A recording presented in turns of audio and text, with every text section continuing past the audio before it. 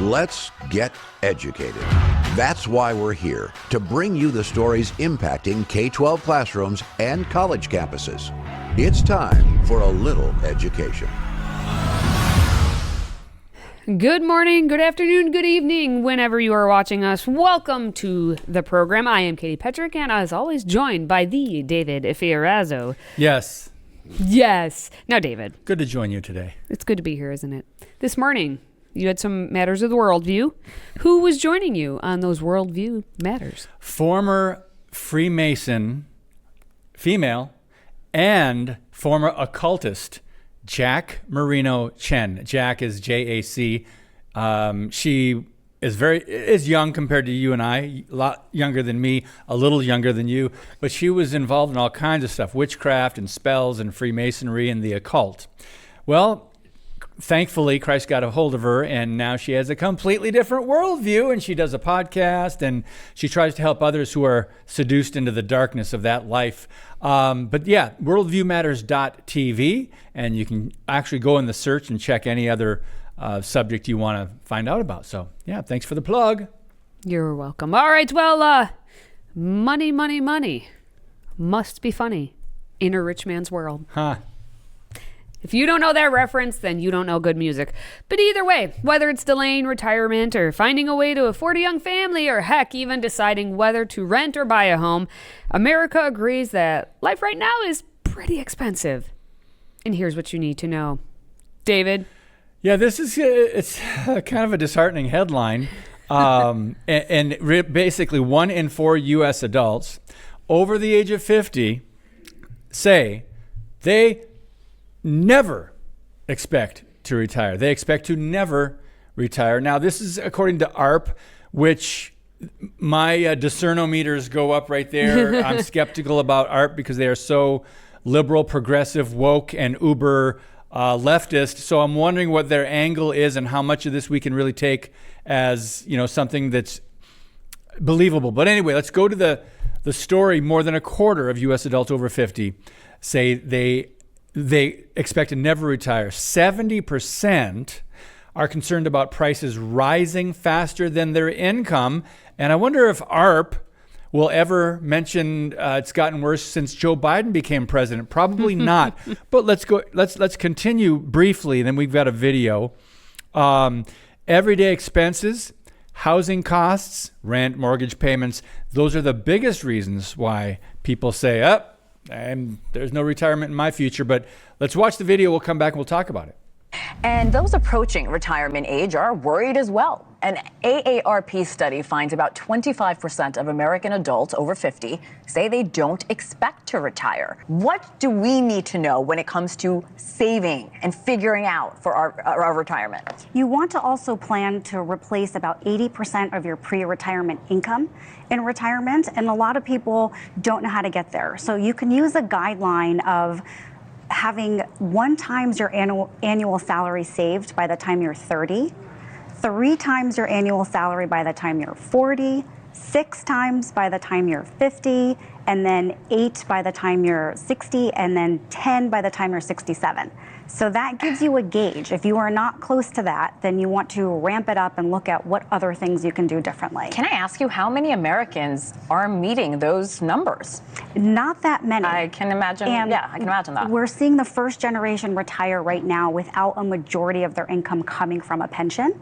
So those data points will come out in the next 15 years. Mm-hmm. So for people that are gearing up for retirement, try to save as much as you can and think about what you want your life to look like when you retire. Are you going to have a mortgage? Or do you want to travel more? Are you a homebody? Are you going to move to a state that's less expensive? And calculate all of those. I don't know what country they're living in. I gotta go. I gotta go save some money. Yeah. I'll be right back. Yeah, not even close for most of us. But anyway, Wow. I am glad in the article that they did mention after 2 years of record inflation. So they did mention that. And it's interesting. The data will matter this election year. I don't think it will. I don't think it will. I'll stop right there. They say the data will matter as Biden and Trump are trying to win support from older Americans who traditionally turn out in high numbers traditionally. But here's why I don't think it's going to matter, Katie, and you can tell me if I'm wrong. Because people will vote whatever party they've always voted, particularly the Democrats. It doesn't matter how low Joe Biden's approval ratings are. It doesn't matter what he's doing on the southern border. It doesn't matter about the economy. It doesn't matter about they're not going to blame it on him. And if they do blame it on him, they'll just vote for someone else who's a Democrat. Your thoughts? Am I wrong? You're probably not wrong, unfortunately, I guess. When we look at elections, if we're going to tie this to the election, because that's what they're doing in this article. Just did. Yeah. Normally, in a quote-unquote regular, normal election, you'd look at the state of the economy, right? The economy would matter. We're in an election cycle, wave, era, whatever you want to call it, where, yeah, you're right. It doesn't matter where the economy is, what's the state of education, are we at war, anything that wouldn't normally matter, because we're of an era where it's just old guy versus another old guy, and it's personality or lack thereof, or competency or lack thereof. And so we are, for the first time since really Grover Cleveland, in a place where we have two incumbents going against each other again. So if you were wanting to actually look at this from an economic standpoint, all you have to do, when Trump was president, how did your pocketbook look? When Biden's president, how's your pocketbook look? But people won't do that. Exactly. But you could do that if you wanted to. You could. What's fascinating to me on this entire story is I've been hearing this my entire life. You will never retire. Yeah, okay. So I think my generation, we're like, we will never retire. We also have been sold this bag of lies where if you get a college degree, you'll live a comfortable life. How comfortable are you out there, everyone? Yeah. I don't have debt other than my mortgage. However, I am a penny pincher, and that's the only way I keep my head above water with things. So the fact that they're saying I need how much salary by the time I'm 30, 40, 50, is it doable? Yes, if you lived on a homestead and never traveled anywhere. Grew all your own food? Absolutely. But in this economy, for the average person, it's not happening. Well, yes. First of all, 37%, it says, are worried about meeting basic living costs such as food and housing. 37% of people. So I'm hearing that many people are probably living paycheck to paycheck, maybe more than that. But something you said about, old guy against old guy, people are too ignorant to go back and look at the policies of the Trump administration when he was in the White House and how good the American economy was. I don't know how people can just overlook that, but because of all the smoke screens and all the distractions right now in the news stories, campus protests, we got the southern border, we got, Ukraine and Russia, we got all these things going on there, and the media is doing their job for the left, the Democrat media, on distracting Americans from the economy. Mm-hmm. Yep. That's what's happening. So it's the compounding on top of people's ignorance when it comes to this already. So they kind of go, okay, yeah, I guess if you were to ask them, confront them on it, saying, wasn't the economy in America much better when Donald Trump was president? They would have to say, okay, yeah, I'll give you that. But they're still going to vote for a Democrat. Oh, absolutely. Absolutely. I mean, even when people ask them the question, well, they're like, no, because they're so programmed to be like, no, I have to hate everything Trump does, no matter what. But then you ask them other questions that seem outside of that, be like, oh, guess what? That's because Trump was in office when that happened. And so then you were able to have this happen and have more money in your pocket. And they're like, oh, okay. But they'll still vote Democrat. Now, what's interesting, you said compounding. That's what you should be doing in terms of having money in the bank. It should be compounding. If you're able to put money aside and put it out in the market and see what happens, put in some more safe, secure mutual funds, do something to build the little bitty nest egg. Even if it starts little bitty, guess what? It will grow. Just start something now. That's, as always, the one thing I wish I would have done when I was, 15 years old. I wish I would have started something, or 20. And then when I was 25, I should have done it. And then, and it keeps getting older and older. Just start with something in there. And even if you forget about it, it will grow and you'll be better off in the end. I wish I would have started when I was 40. There you go. Or 45. There you go. All of it. Or 50. Should I keep going? Should we keep going? Here, do I have another one? All right. Well, David, here's a question for you. Okay. Since we're on the topic of wishing we would have had more money in our pocketbook, You might say you need more money in your pocketbook. How much do you think the average, quote, air quotes here, the average family of four needs income-wise to, say, live a comfortable life? Now, I'll define what comfortable means in a moment, but if I just said, hey, income of a family of four, how much do you think they need to live? I don't know if you want to say, number one, let's guess which state it is the highest. It depends like on the state and the cost of living in that state. Yeah. But just rough estimate, what kind of number would you throw out saying? Well, okay, it muddies the water when you use the word comfortably. Yes, I'll define because how everyone defines that differently. How I'm comfortable. I want, like, some people, some. You want me to give you the definition before you guess? Go ahead. Here you go. It's a 50-30-20 budget, everyone. What's that? All right, so the budget allocates 50% of your earnings for necessities, such as housing and utility. That's half.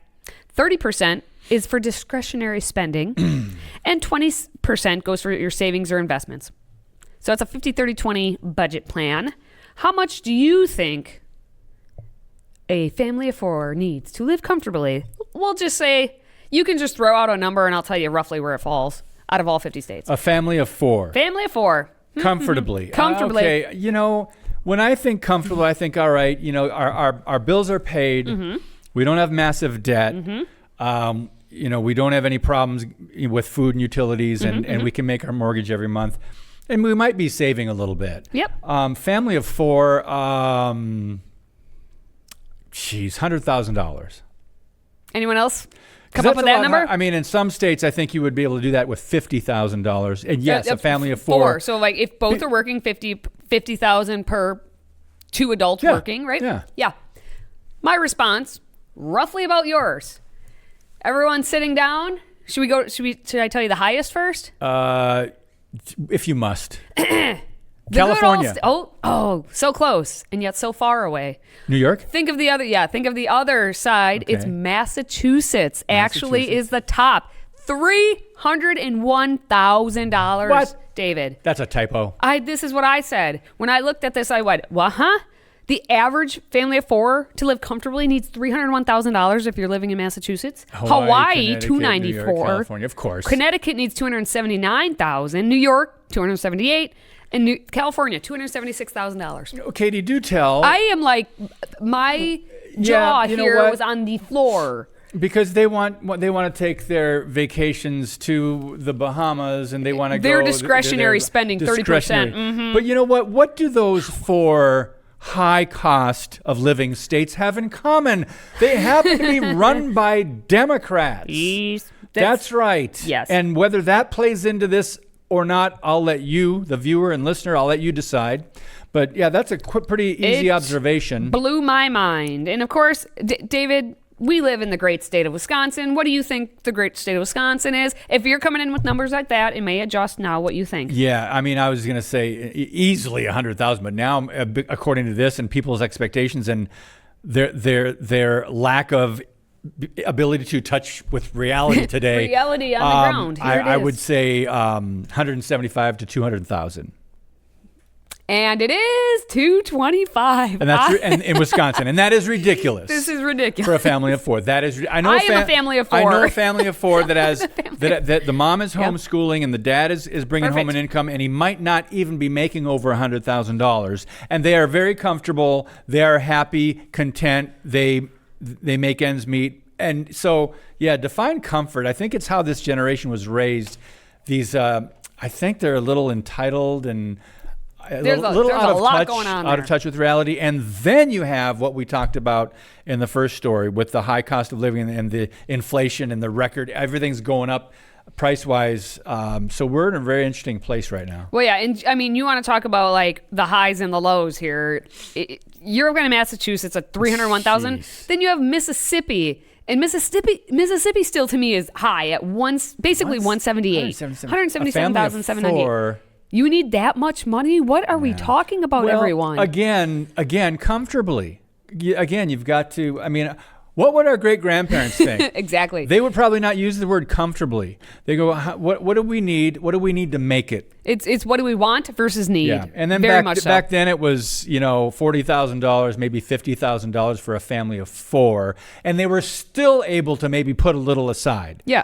Well, and that's And so- these people. And yeah, I know costs have changed and times Costs have changed, but at the same time, if you're inundated with these types of, oh my gosh, I'm not making anywhere near that. I must be in the wrong. I'm doing something wrong. I need to do this, that, or otherwise. I stop. It's easy to think that, yeah. And remember, you don't have to keep up with the Joneses. Exactly. Because they are not keeping up. Thank you. They are not keeping up. You want to conform to the 'cause Joneses. the Joneses are in debt. So The Joneses are who way wants in to debt? keep up with them? They have the nicest. Sorry if your name nicest is house, Jones, nicest but- cars, the highest mortgage, highest car payment, highest debt on their credit cards. But don't keep up with them. No, because you'll lose a lot of sleep. Yeah. That's what I'm thinking too. Yeah. All right, friends, it's time to find out if you are smarter than a student at Freedom Project Academy. So here's a question from, believe it or not, ready? Our 6th grade science course. A fluid that changes phases when stress or force is applied versus when heat is added or removed is called what? A pressure fluid. B, a non-Newtonian fluid. C, a supersaturated fluid. D, a Newtonian fluid. We'll be right back with the answer. Today's episode is brought to you by Freedom Project Academy. Take back your kids' education. FPA's fully accredited classical curriculum provides live, on-demand, and homeschool courses built on Judeo-Christian values. Request your information packet and save 10% on tuition by visiting freedomforschool.com. That's freedom, F-O-R, school.com.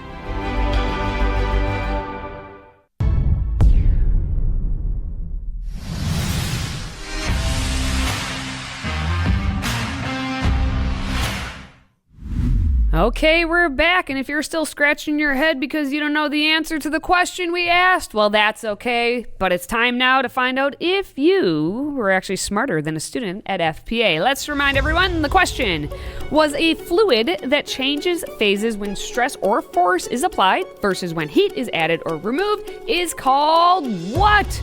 Well, out of all those answers, guess what? The correct one is B, a non-Newtonian fluid. Non-Newtonian fluid. All right, 6th grade science, ladies and gentlemen. For more information on Freedom Project Academy's Judeo-Christian Classical Online School that's now enrolling students for the fall, please do visit freedomforschool.com. That's freedom, F-O-R, school.com.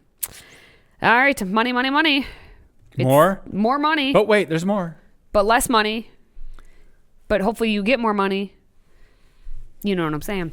All right, here's a question for you. Where to live? Where should you live? You think about all these choices.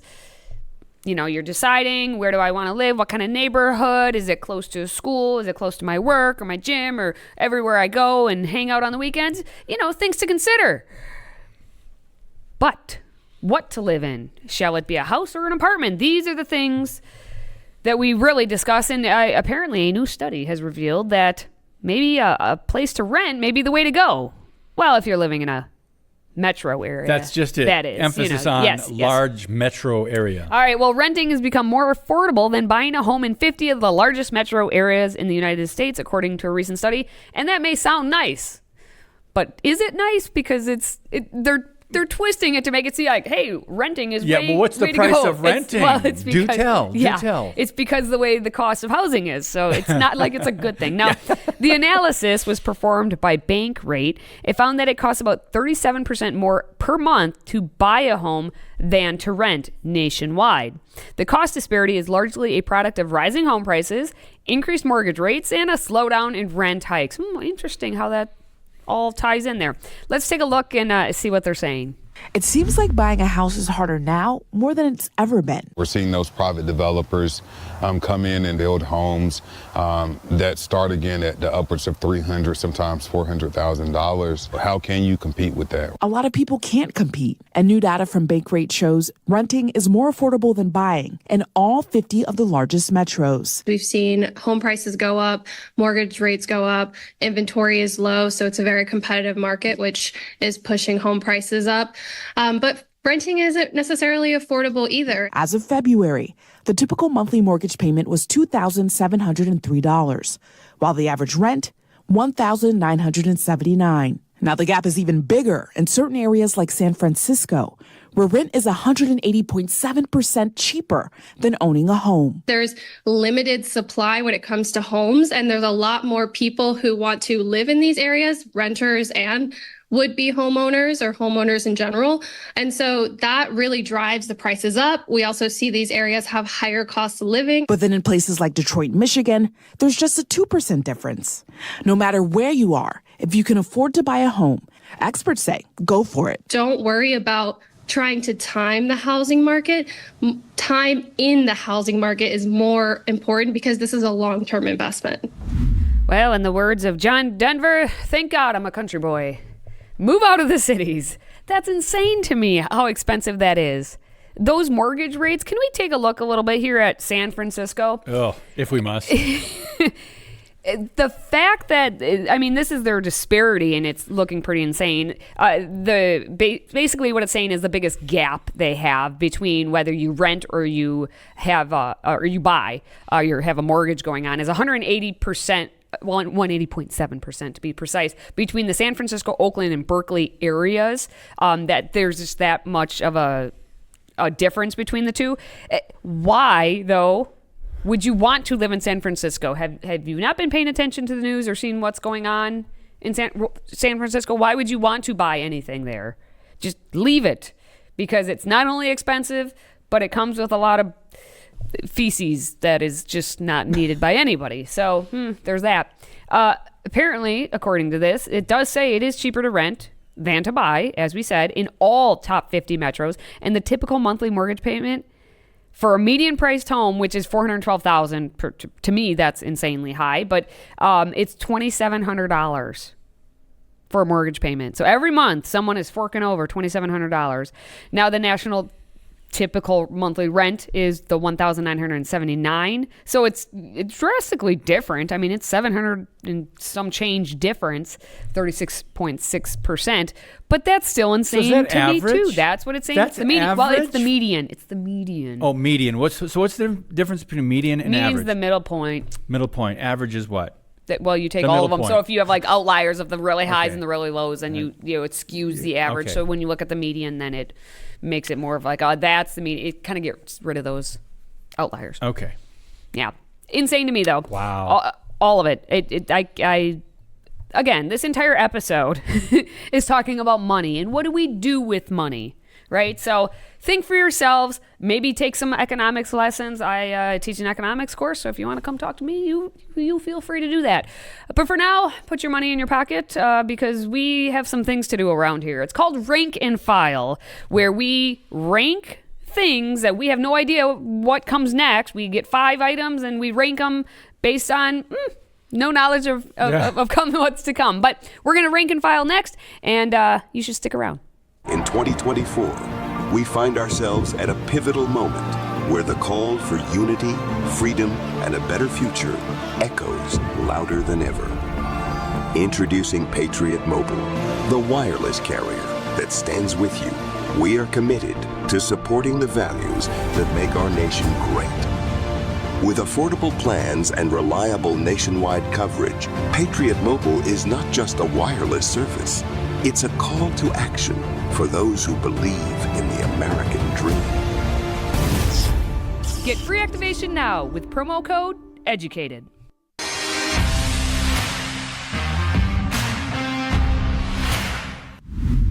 All right, well, it's once again that time for some rank and file. And as always, our producer, Michael, has picked 5 things for us to rank. And David and we don't know what they are at all. No clue what's coming up. until they're told to me. Now, for those of you alive back in the early 90s, I'm just taking a moment here. Okay. The 90s. All right. I love the 90s. They were a good time. You may harken back to a simpler time when Friday nights were all about, how the family gathered around the TV with some pizza, a little popcorn, maybe a TV dinner or two. I used to have TV dinners. That's just me. All right, we all spent 2 hours watching TGIF. So our producer apparently thought it might be fun to rank 5 classic sitcoms that aired on Friday nights way back when. Oh, boy. This is going to be fun, for me at least, but challenging at the same time. So let's start with... When the Boy Meets World. Boy Meets World. Boy Meets World. Oh, Corey and Topanga. And Mr. That's always a beautiful thing. Mr. Feeney. Look at this was one of the best shows. Now this is that little segment there is from when they were older, but it started when Corey was like in 6th grade. Okay, I'll take your word for it. So I would say number 5. I'm gonna go solid 3. I want to. All right, I might have what's to go higher. next? Honey, I'm home. I love dinosaurs. Oh, it's so good. So this was on TV? Yes. Not the mama, not the mama. So I wish I could switch now and put them number 5. Yeah, I might end up putting them 5 just because I'm trying to think like what would I show my kids, and I don't want to be hit. Okay. All with the not the mama. I'll put it at 5. I'll put it at 5. You're going 5. I'm going 5. 4. Yeah.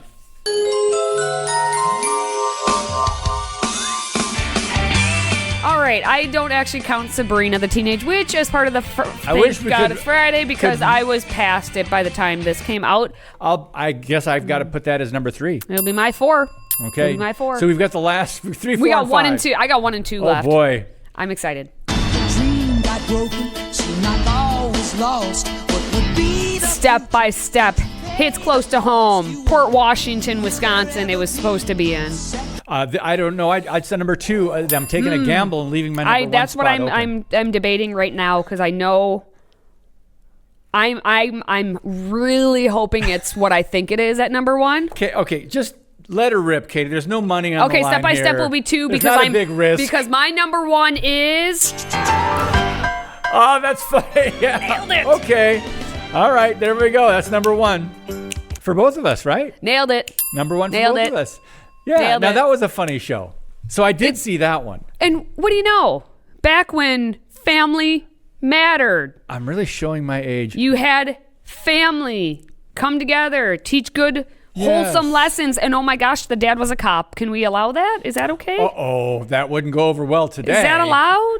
Friday nights, you knew where I was, sitting there watching all those shows except Sabrina the Teenage Witch because I was older by then. But anyway, everyone, what do you think? How'd we do? That's how we rank and file, but you let us know if you think we did okay. All right. And if you enjoy our content, please consider subscribing to our audio podcast and weekly media e-blast, which has all the stories of the week. Just go to stayeducated.org. And that's going to wrap it up for this week for Educated, for Katie and myself and the great team we have here. Pay no attention to the people behind the glass window. Thanks for watching, listening, sharing, and supporting the show.